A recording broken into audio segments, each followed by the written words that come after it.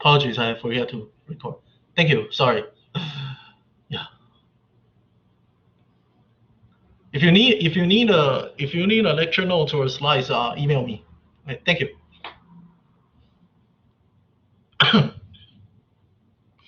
Okay. So let's think about it. If I have two sector, one is called manufacture, one is called agricultural, and I know manufacture is capital intensive.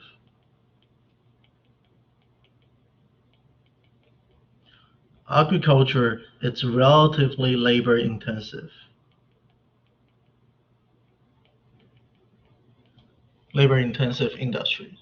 And I know the goods price, if I know the price of the manufacturing goods is called PM. And I know the price of the agricultural goods is called PA. So if PM over PA increase, what happened? You should be able to lay out one of the inequality, right? Because manufacturing sector is capital, manufactured goods is capital intensive, right? And sector is capital intensive too. So if after the trade, the relative price of the manufactured goods to the agricultural goods increase, I should be able, based on the Summation theory,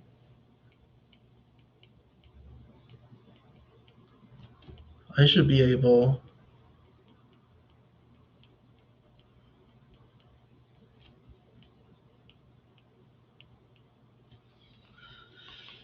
to put down the inequality like this, right? So this is the general term. This is the general formation, right? In a book, what do we usually assume? If this term goes up in a book, we assume this term, the manufactured good change in percentage is larger than 0, and the percentage change in the agricultural good remain the same, right? So that's the reason why in a book you could see this is usually the case.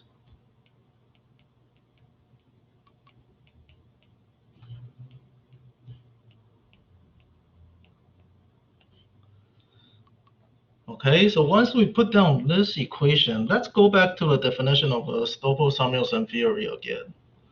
Okay, so increase in the relative price of goods. Okay, so increase in the relative price of a good, PM over PA, the ratio increase.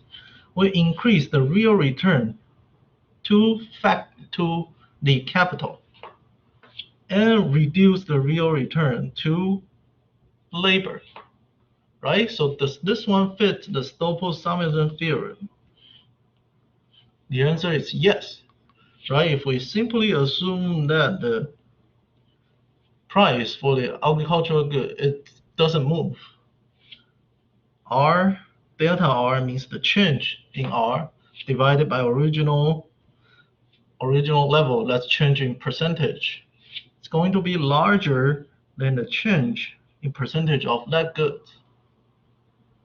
And this one, another factor's return will move another direction. Let's decrease in percentage. Right? So see, so this formula actually just echoes the definition. Okay? Okay, and one more link. If you think about that, why cause the relative price of the manufactured goods to the agricultural goods increase? That means this home country are going to export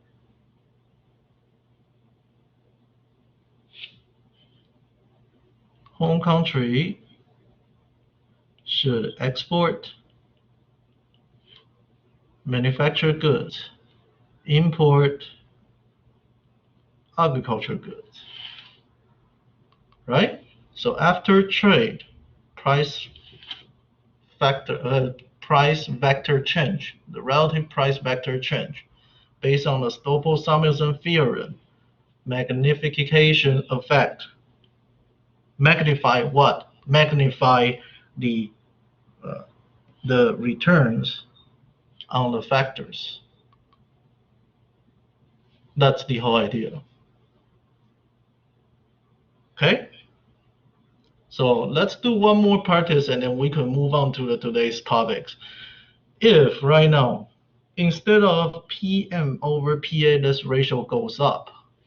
If PM over PA goes down. So the relative ratio between M and A, or the relative price between manufactured goods and agricultural goods, decrease. What happened?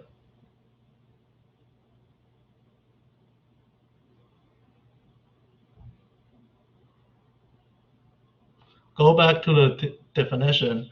A decrease in the relative price of the goods.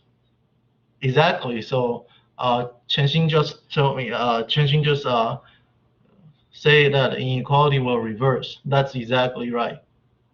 So if this is the case, right? So now if this relative price goes down, and I assume PA, delta PA over here is still equal to 0. By the general form of the Stoffel-Samuelson equation, the inequality should be like this.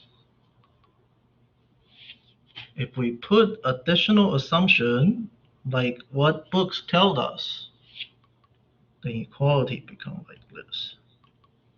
Let's check.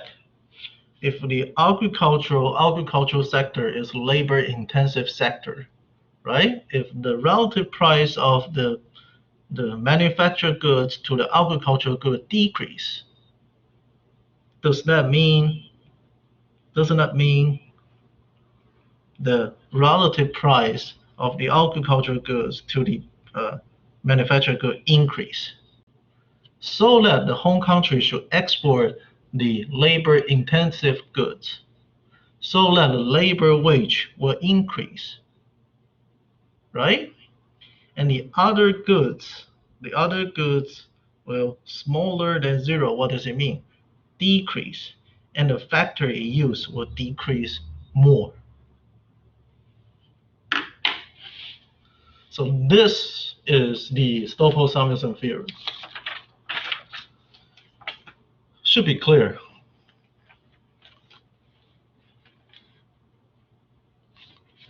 Right? Okay, I give you one minute to think about it. So Boyka, I think it's your question last on Monday night. So does it sound more make more sense right now? Yeah, this is helpful. I generally, when I was asking about an example, I was imagining something like, hey, this country did this and whatever happened and they were producing blah, blah, blah, like something like that. But this is also helpful. Yeah, so you could just pick any pair of the like any pair of the countries right now in the world, and to find out like which country are going to be capital intensive or which country are going to be labor intensive. Or you could just find out another 2 different factors to say like this one is the factor A intensive, that one is a factor B intensive, so that this one are going to export the factor A intensive goods and import the factor B intensive good, and what happened to the real return on their production factors as well. Mm-hmm. Yeah, so I don't know. So this at least helped me to, I think it's more straightforward intuitively by the, or just look at the definition of this complicated theorem and maybe use a little bit of the math to go over it now should be more clear. Yeah, thank you. Yep. Okay, so today's lecture will only mainly focus on the graph in a textbook. So you probably will feel that it's the analysis is a little bit spotty. It means it's not connect to each other very well. And I will try to tell you why this is the case, but I do think that because one is because the time we don't have any courses left for us to discuss. We don't have any courses left for us to discuss the trade part. This is our last lecture on the trade. So I would like to cover like the migration of the labor and how do we using the Edgeworth box or box diagram to analyze the consequence of the migration of the labor and the foreign direct investment. And then the second part of today's lecture will be pretty similar. The format will be pretty similar. So we just go over some of the graph on chapter 8. And so you only need to focus on, so for this lecture's material, you only need to focus on those graphs. That will be enough. So you don't need to, if you already do some of the reading on chapter 5, very good. That will definitely help you to understand the things in the coming hours. But if you don't have the time to review all of the chapter 5 and chapter 8, go over the lecture slides will be sufficient. Does it sound fair?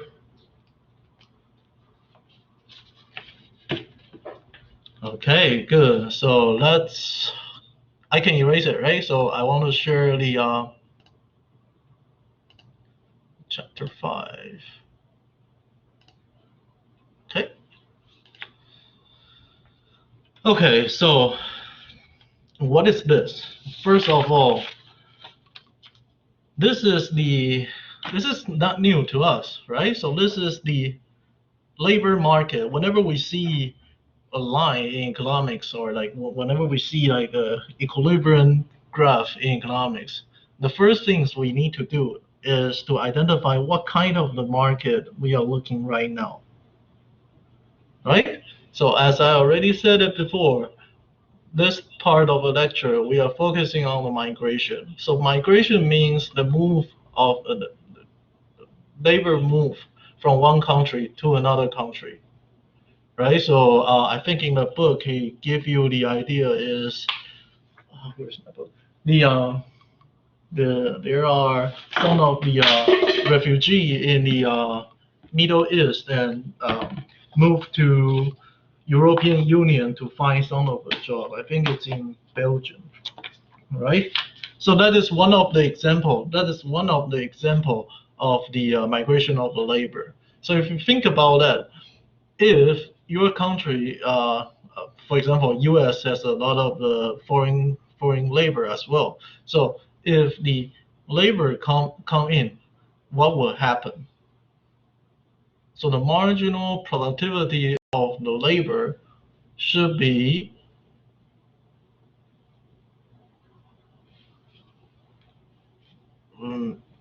given the capital is fixed, right? Given the capital is fixed. So if you have more competitor, it means the labor supply is increased. So labor supply increase, right? So if labor supply increase, supply curve will shift to the right, right? And what's the price we call in the labor market? It's the wage. Yep. Thank you. It's the wage, right? And quantity will be like employment rate, right? So this is also a case in this diagram. So as you could see, the vertical axis represent the wage, right? The price of the labor. And the horizontal axis, if you look at the left-hand side, this one means the original point of the manufacturing sector. Okay? And this is the origin point of the labor in agricultural sector. So how do we determine the equilibrium wage in the home market? So as we know, in neoclassical setting, two factors and two sector, right? So the home wage is determined at point A because workers, they could either work in the manufacturing sector or they could work in the agricultural sector. And workers, they are movable, right? So they could move across the sector. So if this is the wage they have in the agriculture, like being a farmer, that's the wage they get. And this is the wage being a worker in the factory. In equilibrium, they should be equal, right? If they are not equal, if wage being a farmer is larger than wage in a worker, what happens? People will shift from the agricultural sector to the manufacturing sector. So that this will goes down because labor come in, right? Supply increase in the agriculture, labor supply increase in the agricultural sector, so the wage will goes down.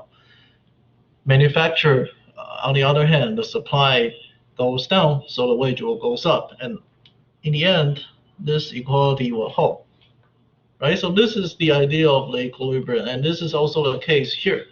So why we have the original point in both sides of the horizontal axis? So basically, we just flip the agricultural side, right? So if you draw both of them, there's gonna be your labor demand.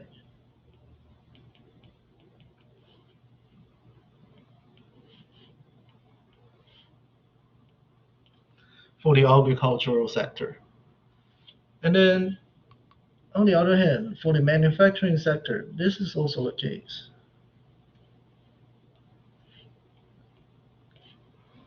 Right? And then you just, like mirror it.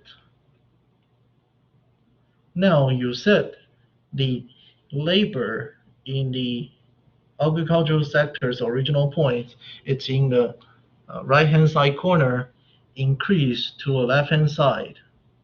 And they share the same vertical axis so that you could construct the equilibrium like this. Okay, so this is the original wage, and this is the original labor employment. So this line, the OML, is going to be the labor hired in manufacture sector, right? On the other hand, this one, OAL, is going to be the labor hired in agriculture sector. So we are going to use this one to analyze the short-run labor migration. So let's take a look what happens if there are some of the foreign labor coming to the home country. So we assume that the foreign labor coming to the home country and join the sector, is join the agricultural sector. So delta L here is the foreign labor migrates in home country into home country, right? If we assume that they all go to the agricultural sector, so what happened to the original equilibrium? So remember that original equilibrium is here, right? But now, since there are some of more labor coming to the agricultural sector, the endowment or the resource of the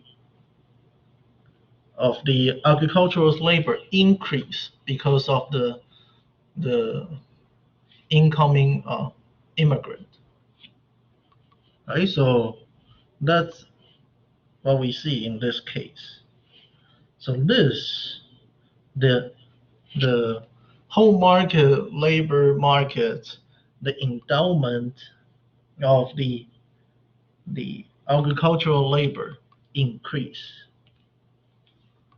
Okay? Okay? And then this will also shift the marginal productivity of the labor in the agricultural sector to the right as well. You could think it as two ways. One is because at the same wage, you could hire more people, right? Because the influx of the immigrant at the same wage, there are more labor supply on the market.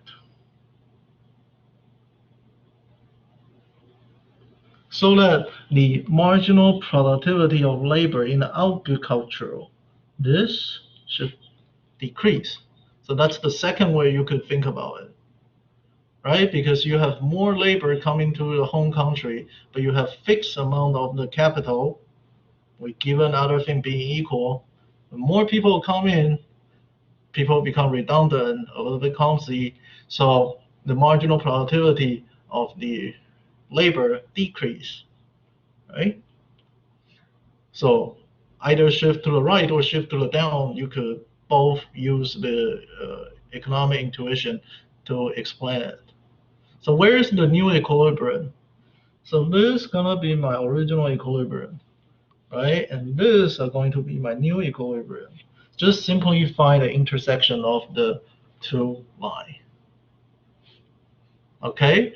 So what we see, the wage will going down, and the hiring of the labor will change as well, right? So the manufacturing sector actually will increase their hiring as well. And the new labor in the agriculture is here.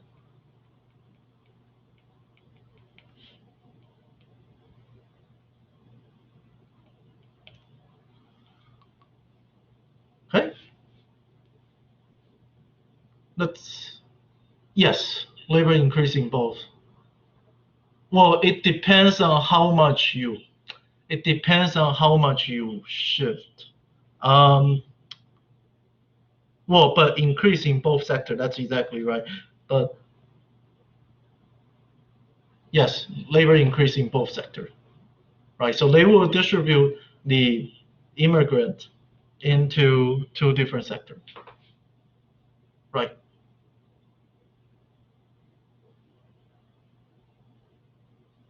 Thank you for the question. Okay.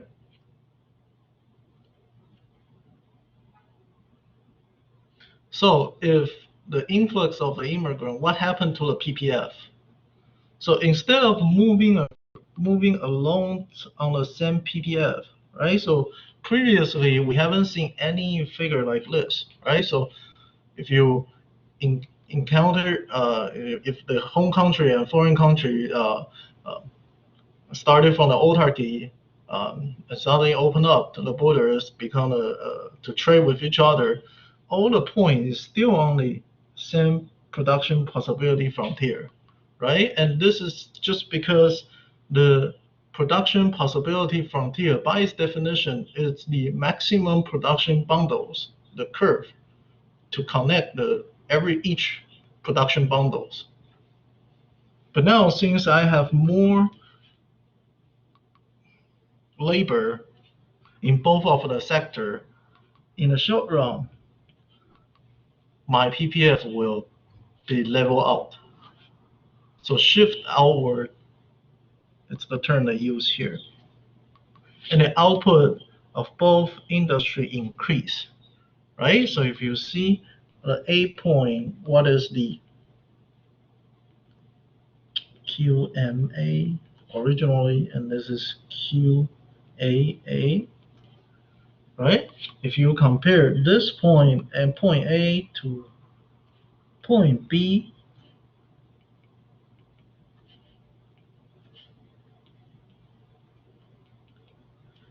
in agriculture, sector,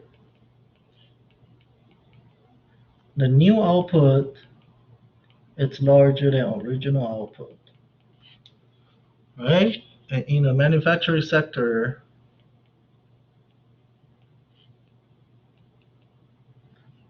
this will be the same too.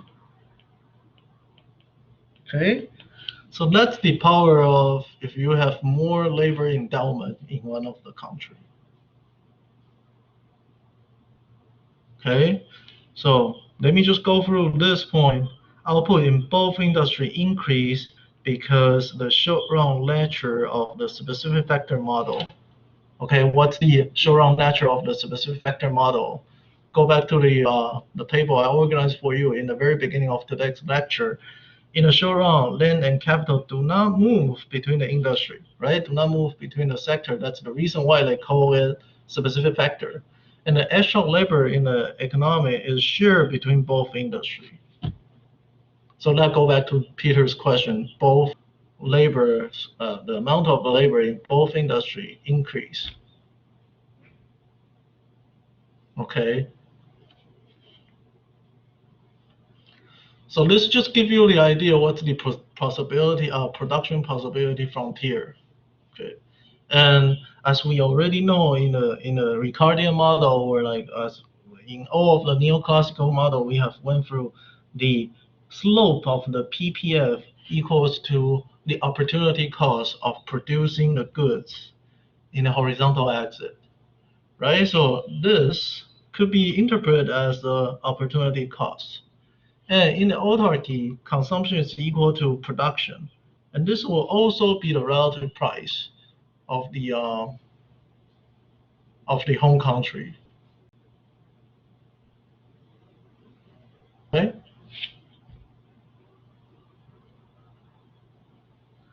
Okay, and let us get into something new we haven't seen before.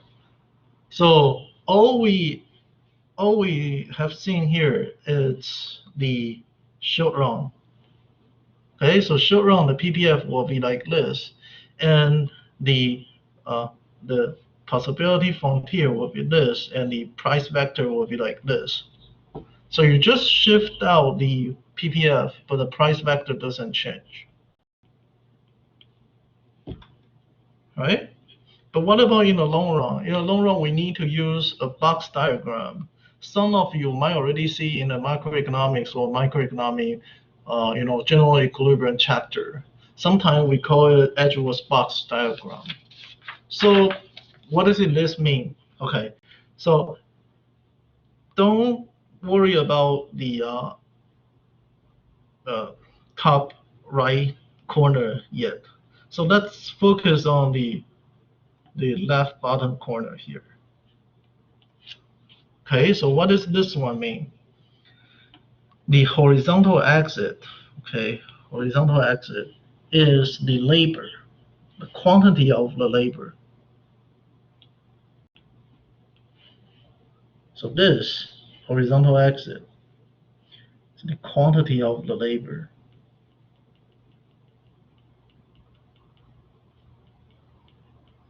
And original points here, this is one of the industry.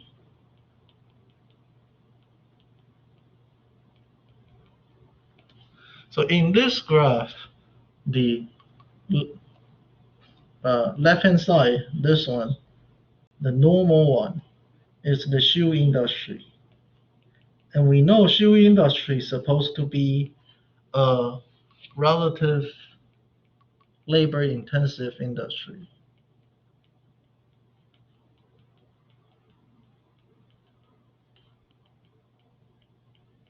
Right? But how do we define an industry as labor-intensive? We look at capital labor ratio. Right? If you have two countries, one is A and one is B, if one of the capital labor ratio is smaller, we say A is more capital abundant. What about A is more labor abundant? Sorry, if the inequalities look like this, A is more labor abundant. And if the inequality sign, unequal sign flip, if it's like this, instead of less than equal, it's greater than equal, country A is more capital abundant than country B, right? So this just give you an idea of what's the capital they use and labor they use. No, what's the capital allocated to the shoes industry in home country, and what's the labor allocated to the shoe in home country. So where is the capital labor ratio of the shoe industry? So capital they use, it's this one. Labor they use in industry is this one.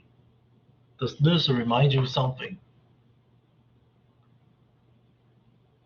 It's the slope, right? So the capital ratio is actually the angle of this small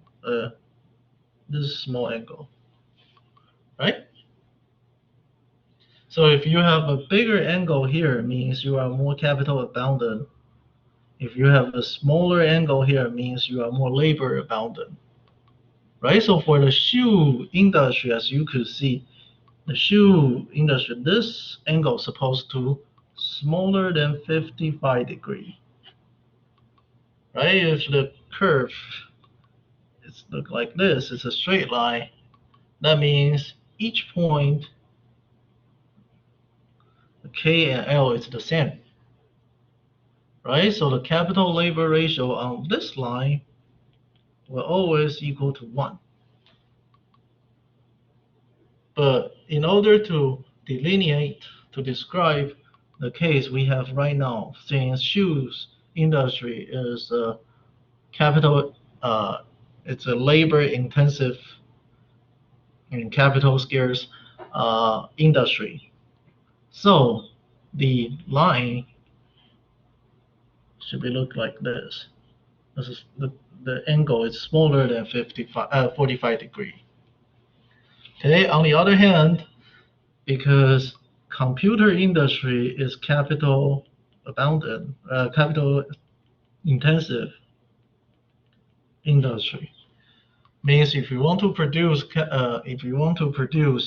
the computer, you should put more units of the capital than the labor, right? So where is the capital labor ratio in terms of the computer industry? We said this one, the slope here, rise over run, is the capital labor ratio in shoe industry. So if you reverse your computer or your tablet right now or your paper right now, if you reverse it, this supposed to be the slope, right? So capital used in the computer industry, labor used in the computer industry. This is the rise, although it doesn't look like a rise, and this is the run, right? So this angle and this angle could represent the capital labor ratio. So if the graph is look like this, that means the left-hand side industry are labor intensive, and the left-hand side industry, the right-hand side industry are capital intensive. So can you imagine how do you write like the opposite? If I put a computer industry in the left corner, left bottom corner, and the shoes industry in the up right corner, what should it look like? It should be something like this,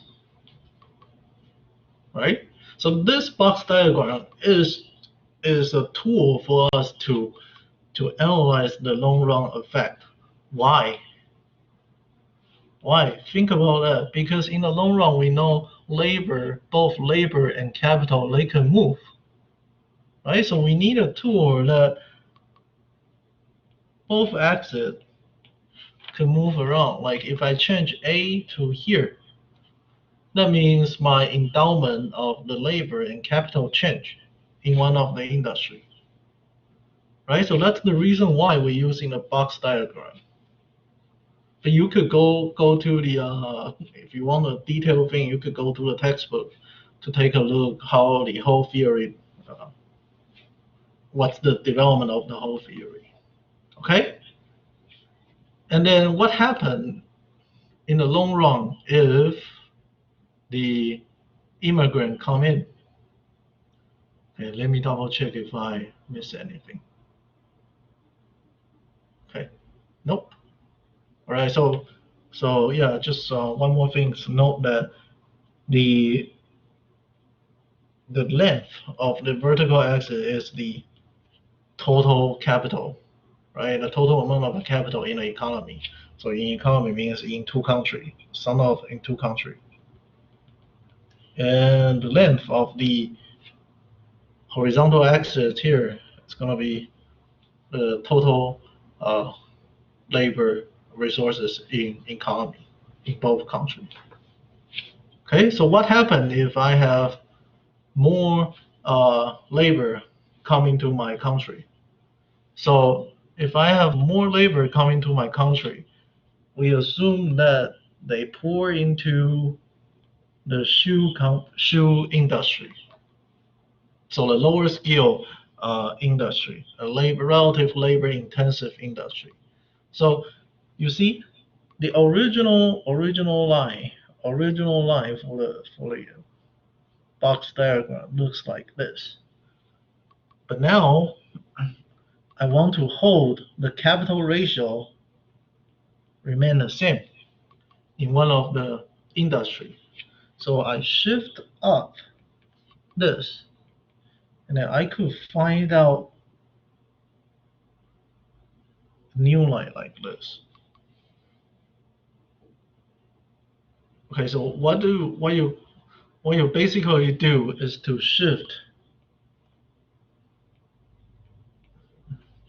parallelly of your original capital ratio line to the left, and that went through the new origin. And how do we find out the new origin?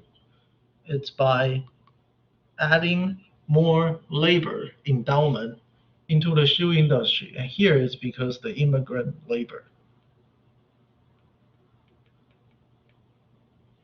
Right? Okay, but do the computer industry change? The price, the capital labor ratio doesn't change, nor do the origin of the computer industry change, right? So the line is still the same one. So that you could find out a new intersection point, which is here. So that means that the new labor input in both of the industry. That's the combination of both labor input. That's the combination of the factor input in both industry.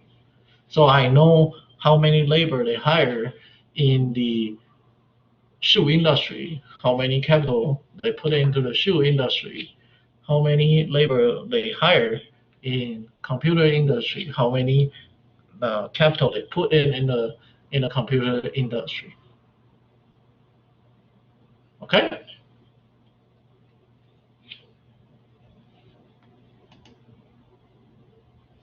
So let's take a look at the mechanism one more time. So first of all, increase in the home labor due to the immigration. All additional labor allocates to the shoes. Okay, just given by the assumption. Okay, so you are going to pull your original points back there, and this is exact amount of the labor, immigrant labor. Secondly, decrease in capital in computer industry. Okay, third one, increase in capital in the shoe industry. And how do we find out the new equilibrium? So remain the same slope, right? And only change the line. So you find out the new equilibrium is here. Original is here, new is here. Well, this is actually not equilibrium. This is just the allocation.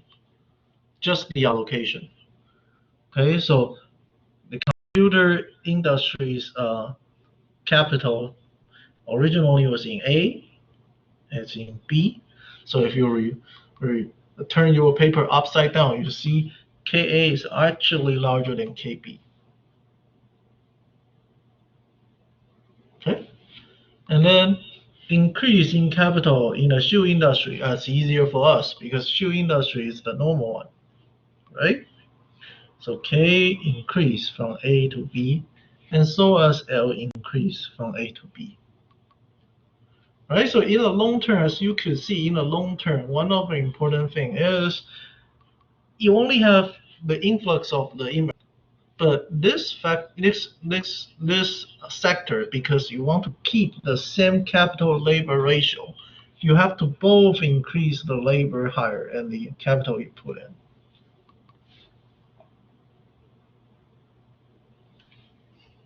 Okay?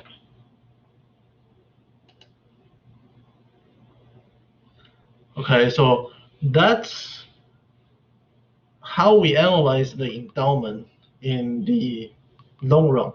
So let's take a look at what happened to the PPF.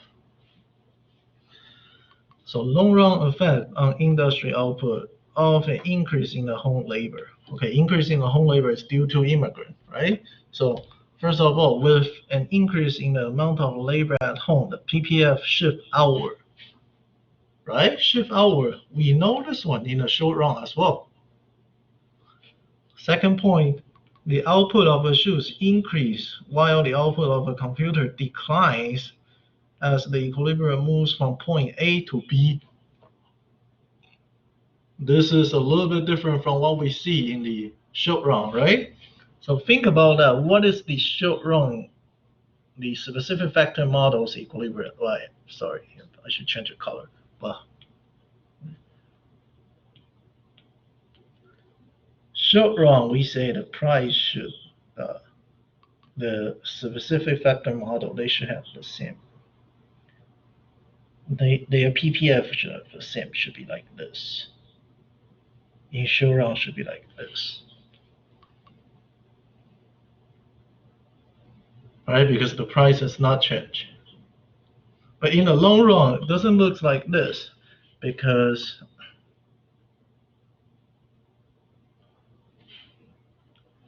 the output of the computer, the industry without the more labor, the output decrease. So they should move from this point toward somewhere, maybe here or maybe here or maybe here. Right? So you should have QCA, QSA.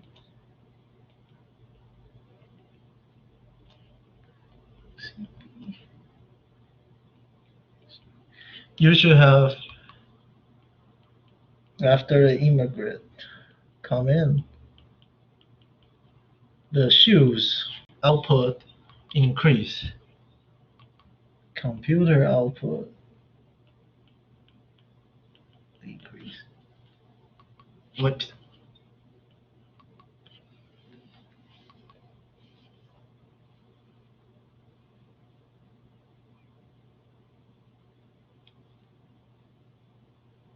Okay. So the difference between the short run and long run, you have to know it. Once again, short run is like this. Both industry expand. Long run is going to, one of the industry are going to shrink. Okay. And this is the flux of the immigrants. So as you could see, if it's a foreign FDI means it's an influx of the capital, what will happen? You just reverse, right? If it's the capital means you're in the long run, your equilibrium should move to somewhere here. And the PPF should be like this. Okay, so short run, it's the same, well, maybe it's magnificent effect, magnification effect as well. So the PPF shift out as the original shape. But in the long run, the price will adjust. Right? The price will adjust, and the capital and labor will move, so that the two sectors' output will change. Okay. And here comes one of the also very important theorem here to conclude the effect of the labor migration. This is called Rybczynski theorem. So let's go over together. The Rybczynski theorem states that in a Heckscher-Ohlin model with two goods and two factor, right? Two goods and two factor, an increase in an amount of the factor found in the economy.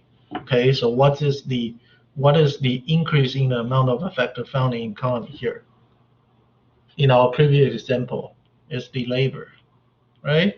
We increase the output of the industry using that factor intensively. If you switch this this term into our previous example, what is this? An increase in amount of the labor will increase the output of labor-intensive, labor-intensive industry, right?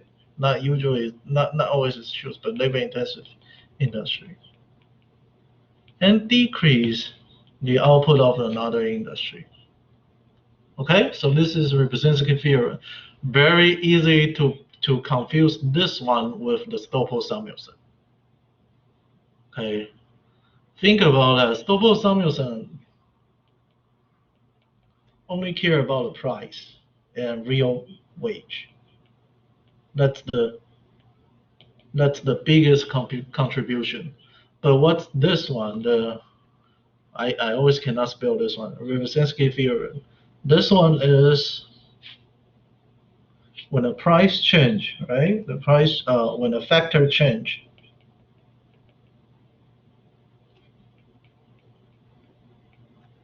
The output change. So it's more like Stoffel-Samuelson. It's from a price perspective, and quantity. Rybczynski is from quantity. That's how I remember.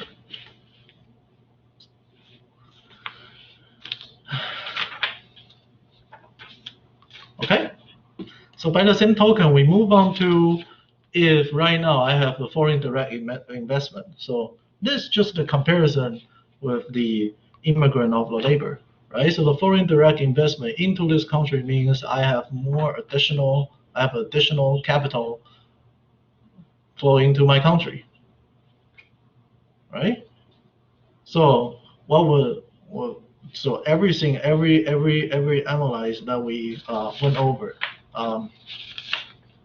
we'll repeat one more time. So as capital come in, more capital will cause my marginal productivity of the M increase, right? Because labor, it's fixed. But if I have more equipment, one of the labor should produce more. So that's the reason why MPL it's increased. Okay. An inflow of the capital into the manufacturing sector shifts out the marginal product of the labor curve in that sector. In the capital intensive sector, the equilibrium in the labor market moves from A to B, right? And the wage increase from W to W point. Labor use in the manufacturing industry increase from this to this. Okay, think about that. Intuitively think about that. If now you have more equipment and more factory, and you need more people to control to to hold those equipment for you. So the labor will become more attractive to the owners, to the factory owners, right? So the wage goes up.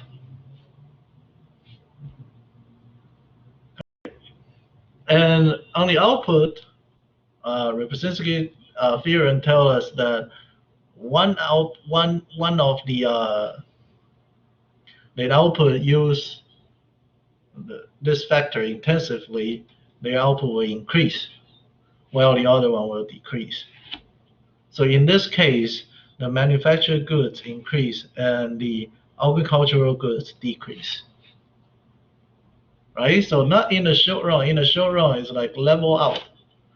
But in the long run, the productivity curve will change and will skew to the the the goods that use that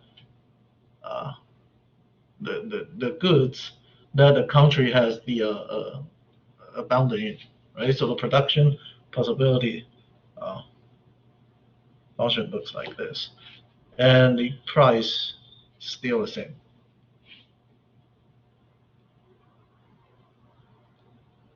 Okay, so this is how we describe the FDI. So first of all, short run, the wage is sticky.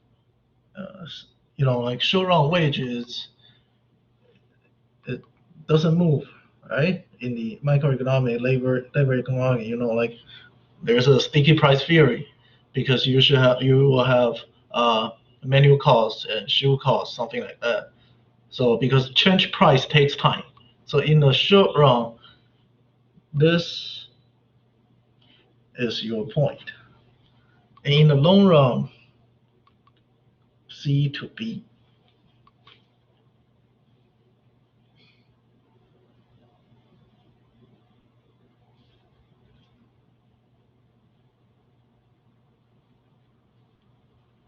Okay.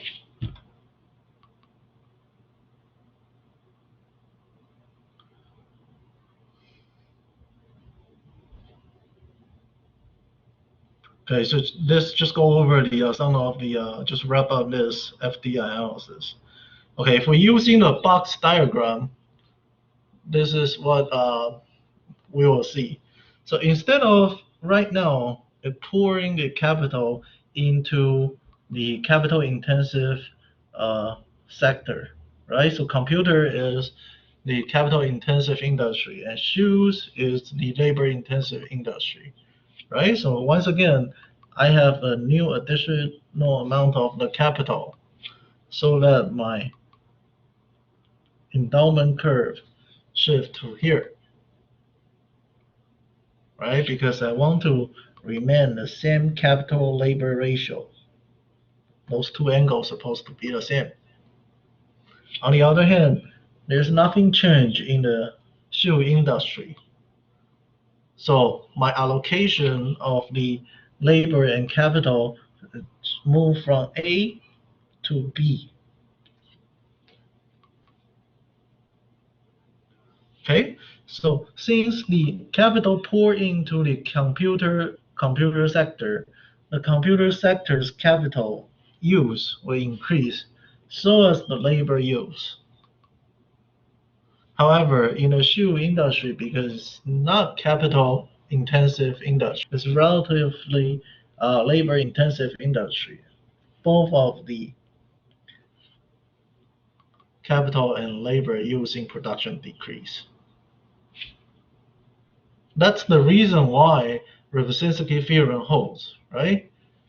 One of the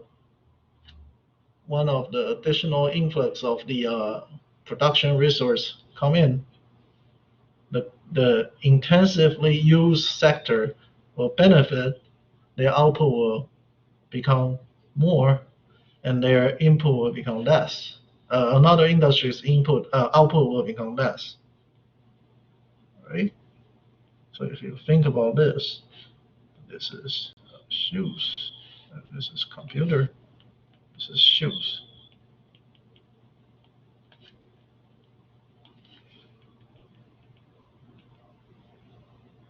QA, QB, QSA, QSB, QCA, QCB, right? One increase and one decrease. And this will show, this also show on the box diagram.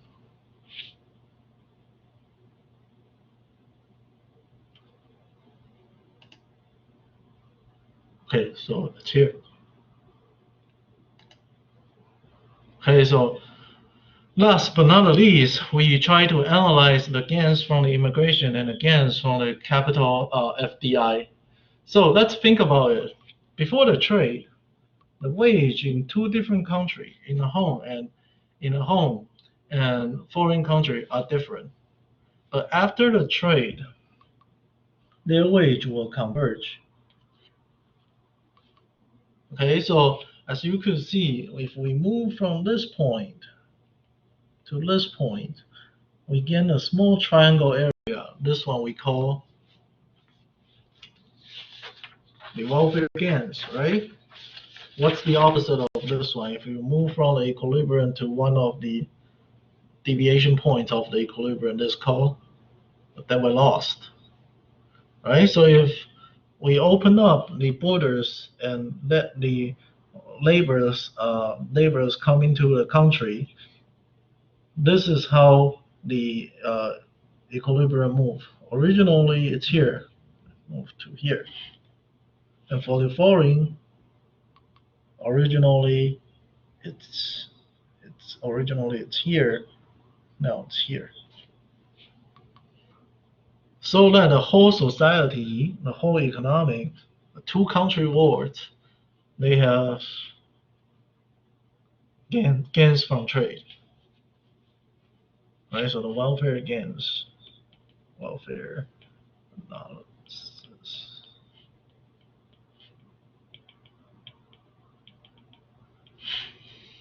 Okay, go over the text together. Initially, home has OL workers and foreign has this.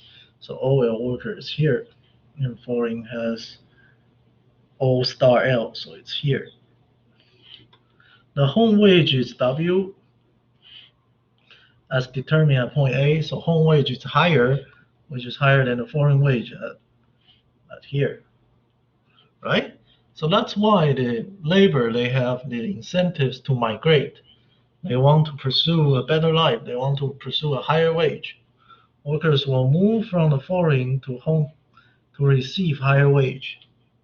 So the equilibrium with the full migration is at point B, right? So here, move here, where the wage are equalized at W plumb.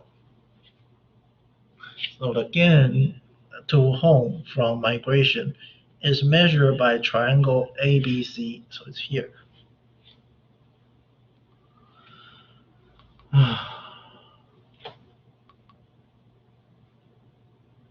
Okay? And again, of the foreign country, it's here. Home country is here. The total society is here. Let me do it again.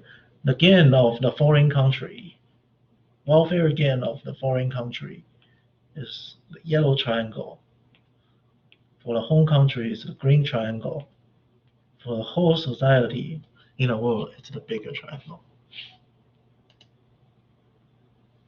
Okay? So calculate the area. I don't need to tell you how to calculate, right?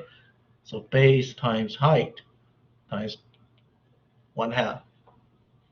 Okay? What about the FDI? So FDI, everything it's the same. So now the vertical axis become R, the horizontal axis become the capital amount of the capital. So let's go over a test together. Okay, with 0K units of the capital at home. So this is original capital at home. The home rental it's R, right? at point A, the remaining capital 0 star K is in foreign. It's this one. It's in foreign. And foreign rental is R star. So think about that. Which country will, what's the direction of the capital flow? Because the rental, you could think about it's like an interest rate. Interest rate in home is smaller than the interest rate in the foreign. So the capital in home country will flow to foreign, right? So capital will move from home to foreign to receive a higher rental. This is called the incentive of arbitration, right? The equilibrium with full capital flow is at point B, so at the end, no opportunity to arbitrage, right? No opportunity to use this money, buy another money, and then you get another additional return. So the interest rate, and this is the same idea. So this is the total economic gain. And this yellow triangle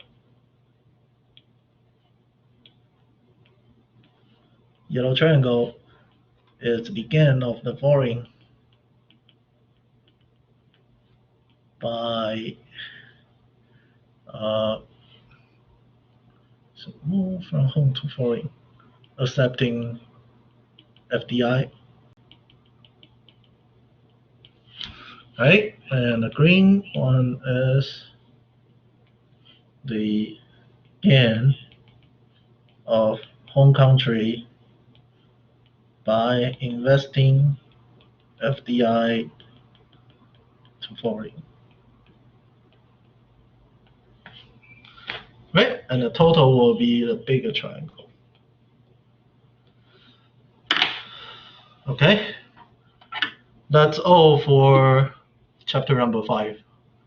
So I probably need like 40 minutes to finish the quota and tariff. Will be very short. You guys want to take a break or want to finish it right now? I'd like to just finish it, but whatever everybody else wants. Okay. Okay. So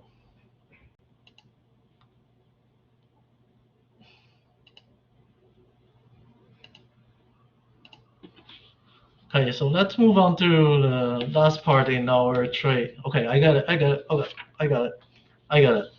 So partial equilibrium analysis, right? So consumer surplus like this. Consumer surplus, what's the meaning of the consumer surplus?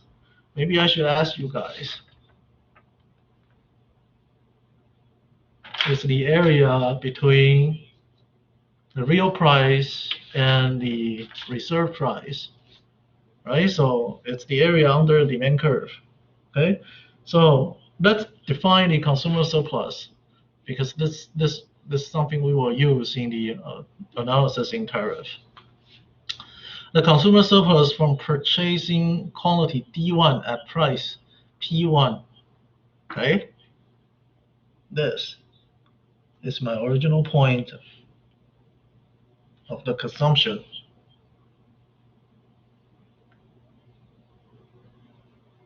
And this is my another point. So this big area is the consumer surplus for consumer 1. And this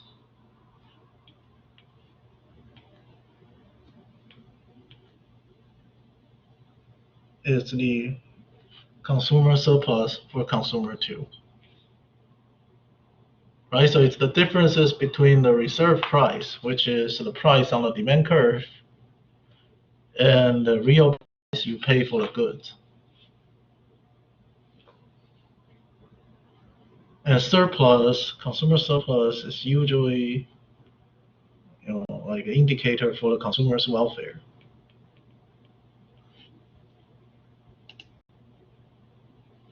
Okay, on the other hand, producer surplus, it's the price, the actual price, and the the differences between the actual price and the producer's reserve price, which is the price on the supply curve. Okay, and supply curve is also the marginal cost, right? So it's like basically it's the aggregation of the markup.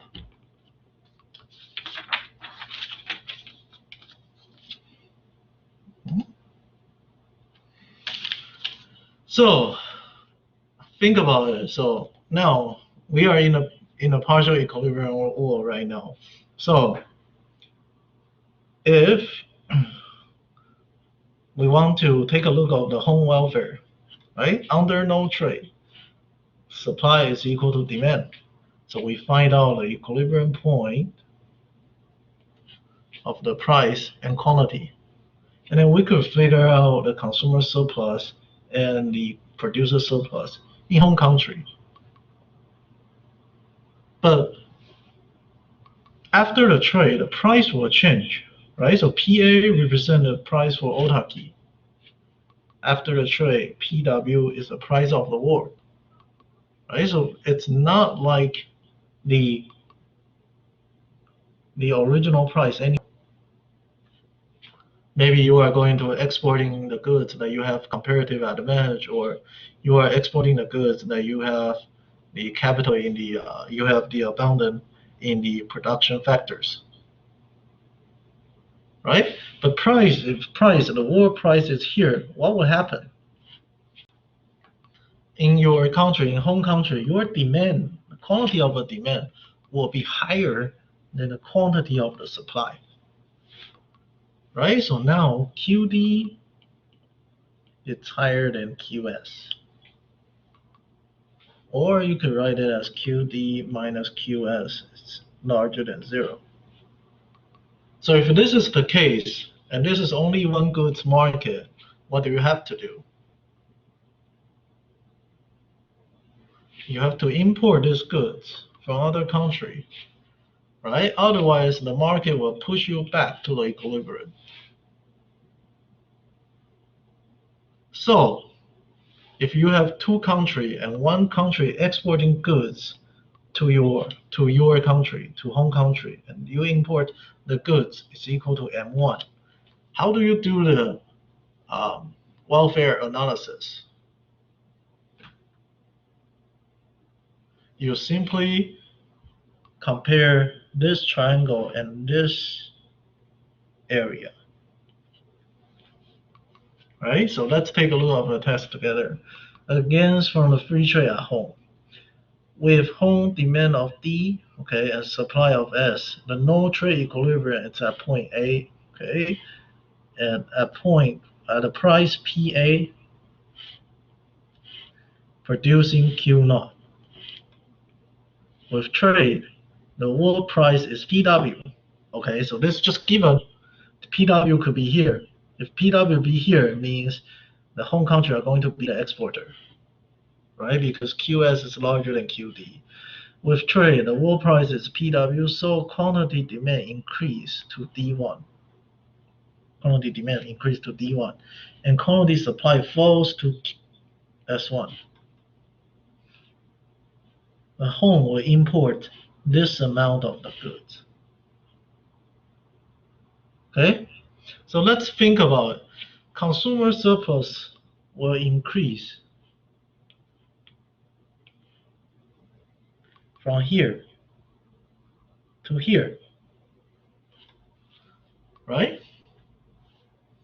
Because now this is your actual price. However, the producer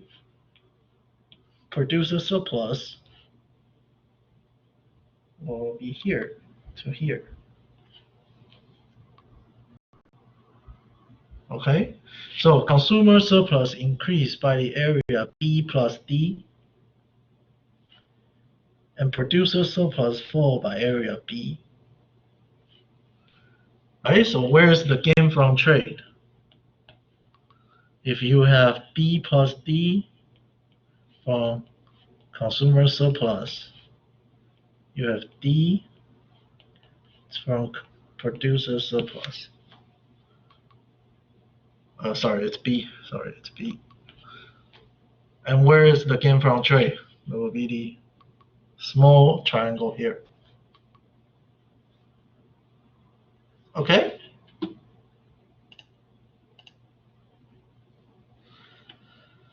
So then we need to, if we have the home markets like this, we could actually plot out one thing, it's called import demand curve. So it's the demand of the importing goods. So as you can see, this will happen when the world price is below to the autarky price in a home country, right? Because the world price is below to the no trade price. That means what? That means your quantity of the demand of the goods were larger than the quantity of the supply. So demand larger than supply means consumption are going to larger than production. Consumption are going to larger than production. And how do you get those goods? You have to import from the other country. So you have original point with the price here, zero import, right? At a no trade equilibrium, autarky equilibrium, you didn't have to trade with the other people. Now, B is new price. M1 is the import quantity. So if you connect it, you could construct your import demand curve.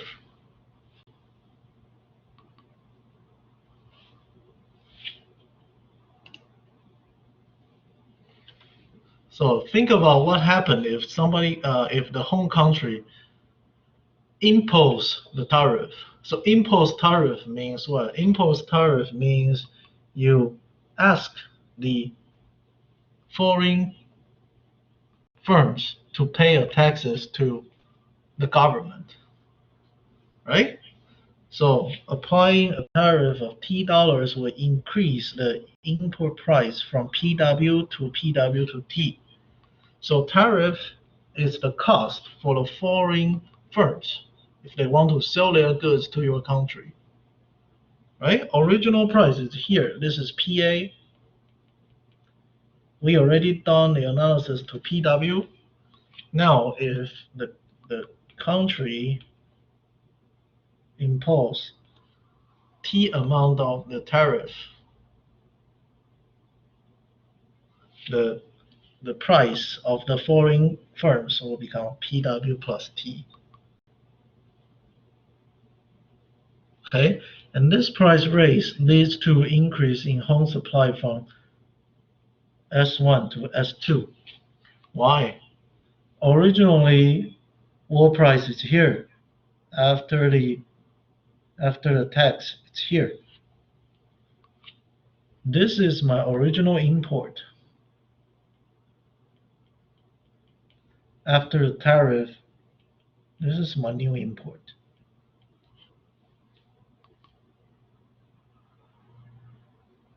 Right? So think about that. If this is the supply curve originally, what should I put for the supply curve, the export supply after the tariff? Should be something like this. Because the price increase from this W plus T, PW, right? And the equilibrium is M1. Right, so as you can see, once you impose once the tariff is imposed in the home country, price goes up. The price goes up, the gap between demand and supply become narrower. The gap means the import, right? So the gap become narrower means the import become smaller.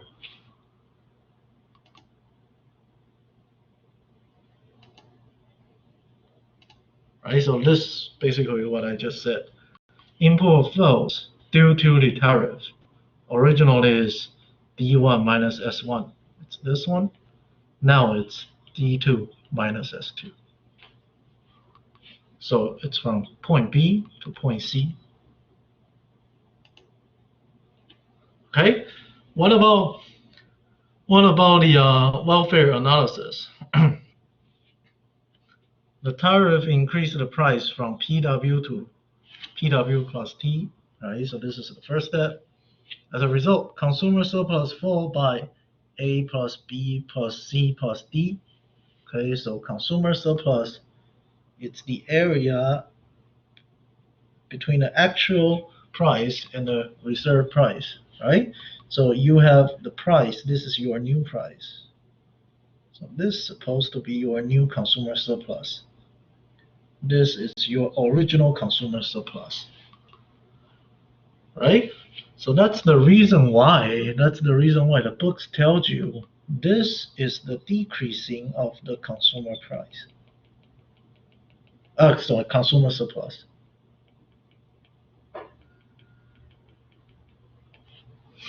Okay, so this is a negative term, remember that.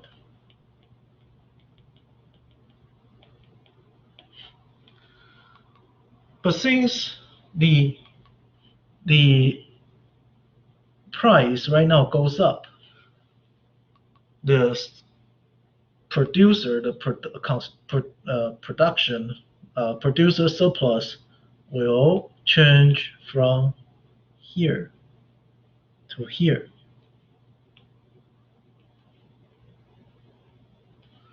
Right? So from the green triangle to the purple one. So producer surplus, it's equal to A. But there are one more thing. What is that? If you impose the tariff, your government is supposed to get the revenue. Your government should get a tax from the foreign firms, right? So T is here. T is the interval between PW plus T and PW, right? So this is the T. And where is the amount of import? It's D2 minus S2. Right? So now this small box, C, is actually the government gain.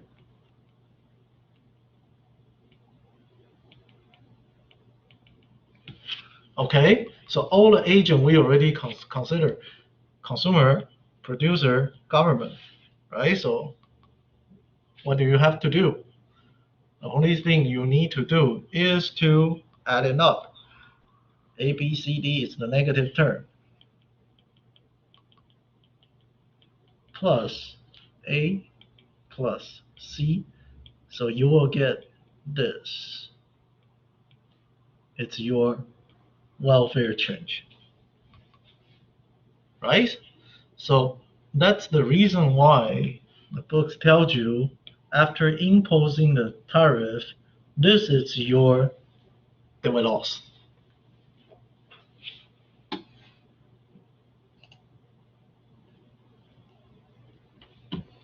Okay, so this is exactly what I just did. Original price is here, right? After free trade, and home country become an import country for this good.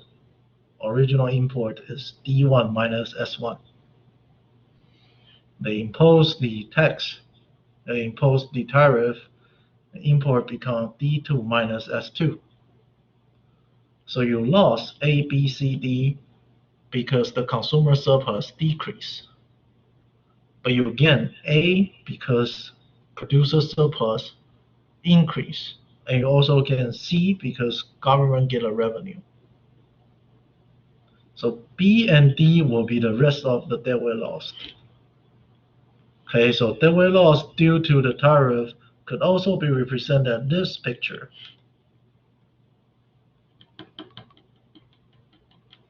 Right? Original import after the tariff, the price after the tariff, and the area here is the deadweight loss.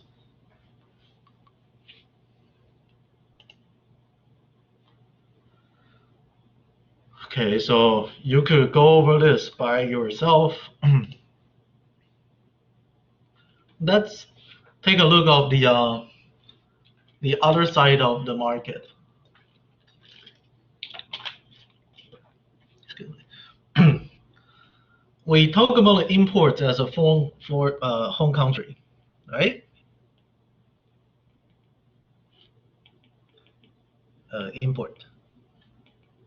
So that means the foreign country supposed to be an export country, right? If that being said, that means the world price should higher or lower than the autarky price in the foreign market.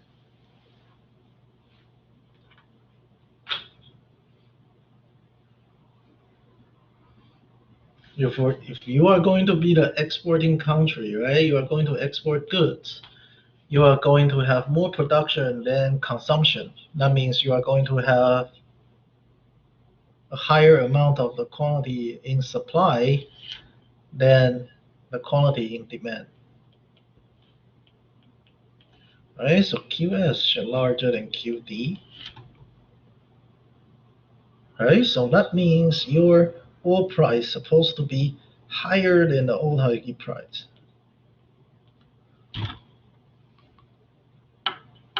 So that we could fit our assumption, home right now it's an export in this good. Home it's an import in this good, and foreign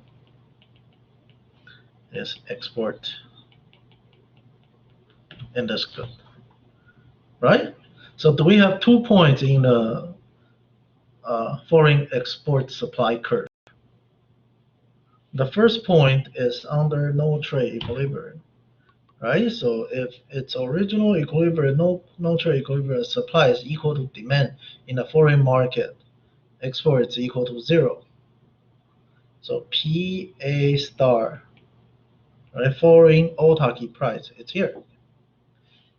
After the trade, we know the world trade price to increase.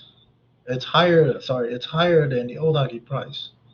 So higher than autarky price, the supply is larger than demand. These are going to be your supply curve.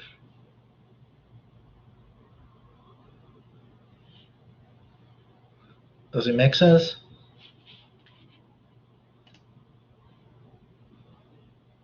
Okay, thank you. Yeah, so basically it's just a similar idea to construct demand. So demand, it's from a perspective of the importer country, and supply it's from the exporting country. That's it.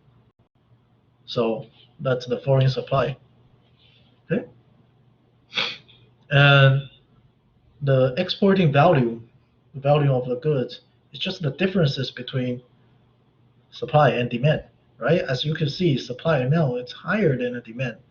So we have excess supply in foreign country for this goods, right? If without a trade, no trade, the market will push the price back. But now you could trade with each other, right? So you could hold the price here and remain the export. Okay? Now, combine those two. I have the import demand, I have the export supply. I can find out the price of the goods, I can find out the export or the import value. So that we are able to take a look if the tariff is imposed for a large country, what would happen? So tariff for a large country, tariff shifts up the export supply curve from X to X plus T. What's the difference? You remember that? Originally, the small country case, x and xt, is the vertical line. Okay, and it's big country. Big country means you could control the price more, or its supply is more elastic. As a result, the home price will increase. Okay, so the home price will increase from PW to PW plus T, and foreign price will fall from PW to P.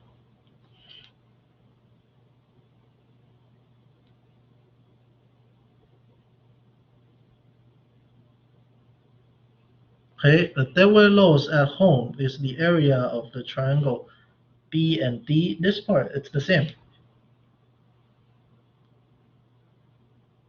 And home also has the terms of a trade gain in area E.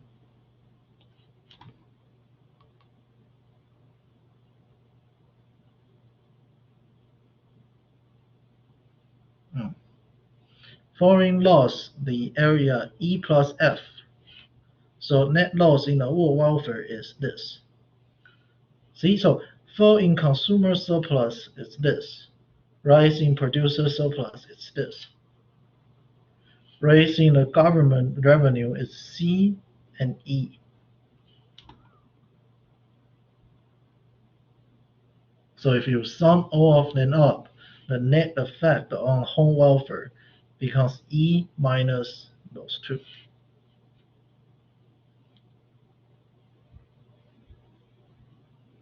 Okay, so the slope of the export supply curve is the key, okay, to decide this country is a big country or small country.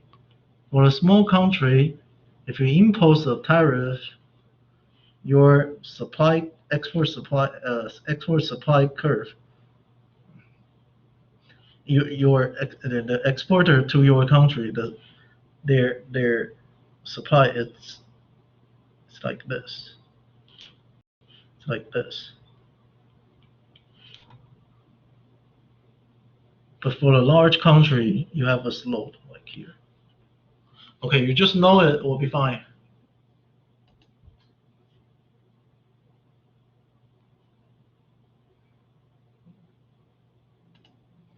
Okay, and last things we talk about the quota. Okay, instead of using a price policy, we could use another policy to control the trade, and that's called a quota, right? So you set up a supply a quota here.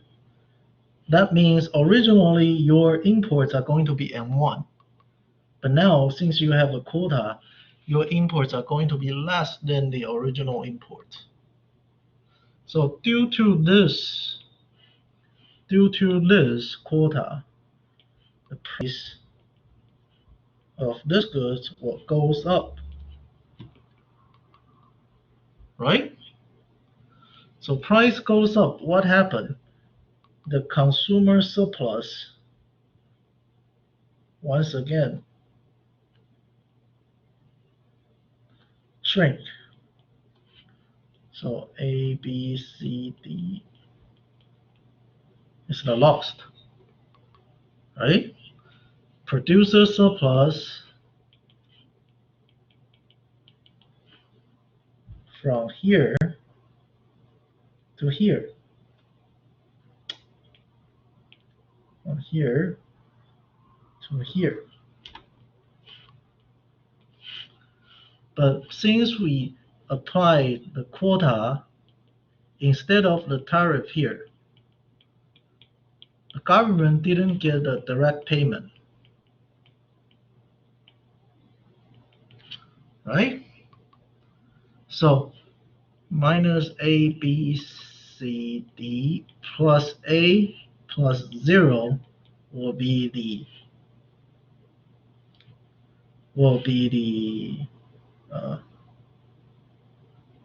deadweight loss here. Minus A plus C plus B. No, minus B plus C plus D. The only difference between the quota in a small country with the tariff is this part, right? So the government can use a lot of a tool to sort out this import license. For example, they could set up an auction, or they could, like select the country that have the better relationship with you to let them to import their goods to your country. So you have all kinds of a method to conduct to to sell out the license, to sell the quota, to cover up this C. But in equality, in equilibrium, the value of the quota should equal to C. No matter which kind of a mechanism you choose, either you are going to auction it, either you are going to choose arbitrarily. Okay? So I guess this will be the end for the trade part of this lecture. So I keep my promise. Today is a shorter lecture, but it's not as short as I expect before. And so basically, all the stuff we cover in the class will be the resources of the question on the midterm. And Robert Finkstra is a very well-known trade economist right now. So I would encourage you after this lecture, maybe read through chapter 9 and chapter 10 and chapter 11 by yourself. Okay, so with that being said, you will get my email on Friday afternoon, I think around 2 or like 3 or 4. If you didn't get it, please do email me, and that's it.